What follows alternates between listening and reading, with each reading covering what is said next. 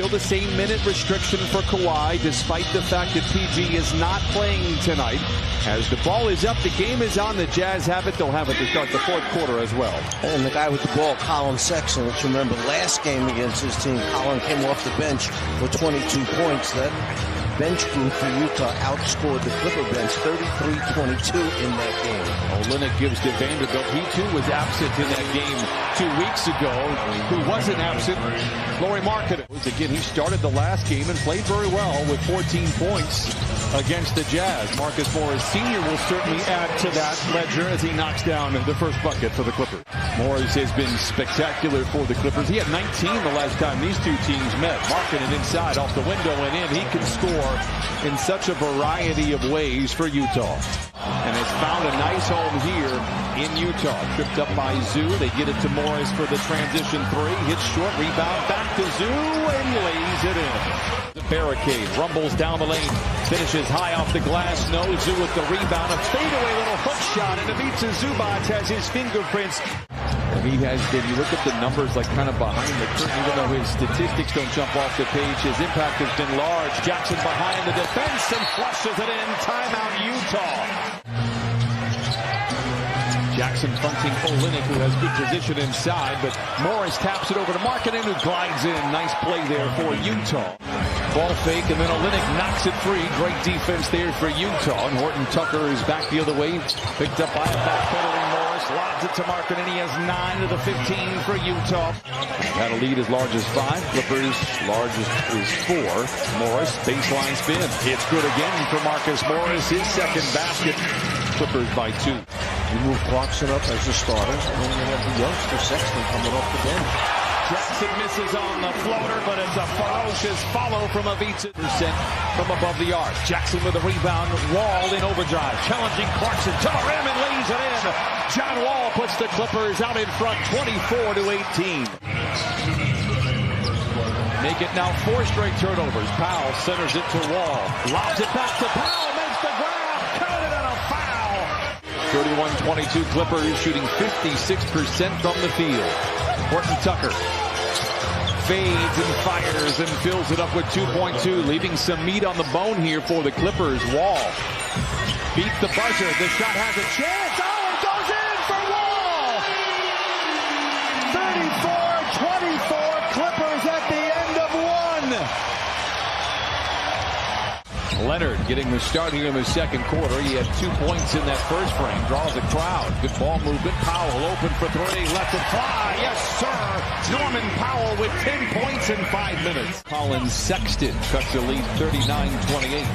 Batum open for 3. Left it fly. Bucket. Trey Bien. And threes beginning to fall now for the Clippers. Beasley misfires. Clippers rebound. Wall sidestepping defenders to the rim. Counted and a foul. And send that young man to the line for the old-fashioned three-point play. A little bit too much moving the ball up above the rim and it rolled out instead of in.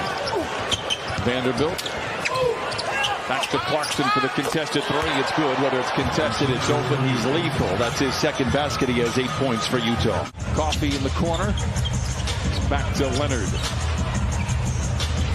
Wall for the rhythmic 3. Hit one from half court. Knocks a little bit more of a traditional triple down there. Clarkson dumps it to Vanderbilt, who juggles and then ultimately loses it. Clippers out the power play. Coffee from the wing to the lane to the rim and lays it in. Now Markkanen, baseline drive. Strong drive, and what a finish by the Markkanen. Wow, that was impressive. Cuts the lead down to 14. He has a team-high 12. Turnover. Markkanen back the other way, but can't get the ball. Clarkson. Transition 3.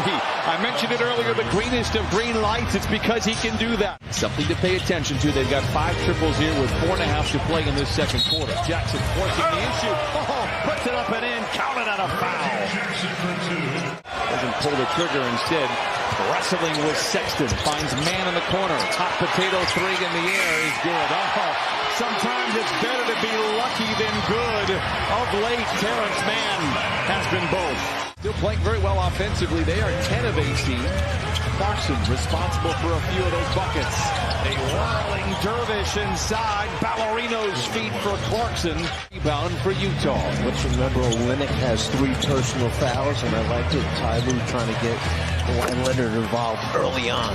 Clean look for Clarkson. That could be trouble for the Clippers. Ball recovered by Olynyk inside. And they lob it back to Markinson. Dismissed by Zoo. And on the third effort, the Jazz find Pater. Great job of defending without fouling, talking about the Clippers.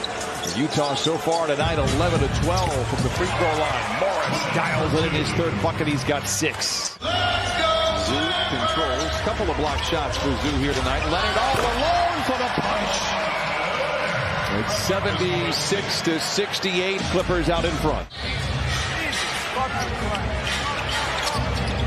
6:45 to play in the third. Olynyk to Markkanen, lays it in. Tough shot for Markkanen. He has 16. They've outscored the Clippers 14 to 12 here in this third quarter on 4 of 9 shooting. Clippers 5 of 8. Leonard from the wing to the lane to the rim and in. Markkanen has the rebound for the Utah Jazz. Down by 8. Olynyk pulls up for 3. It's in the air and it's good. Olynyk now is 3 of 3 from distance. That's the 8th triple.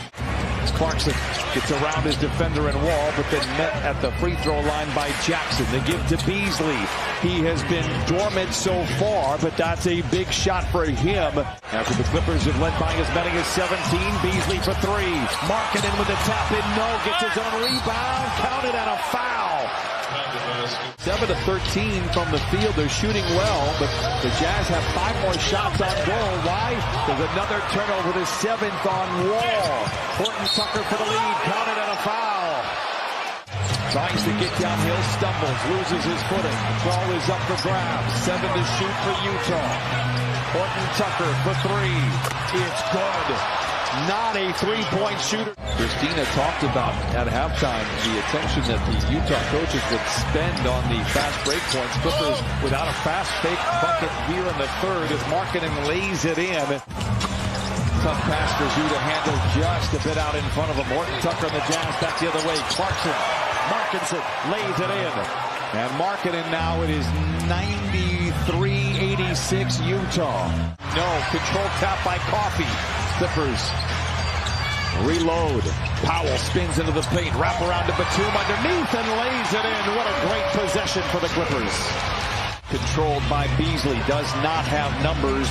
Attacks on Leonard anyway. Stops and puts it up. No, a whistle, a travel, and a turnover.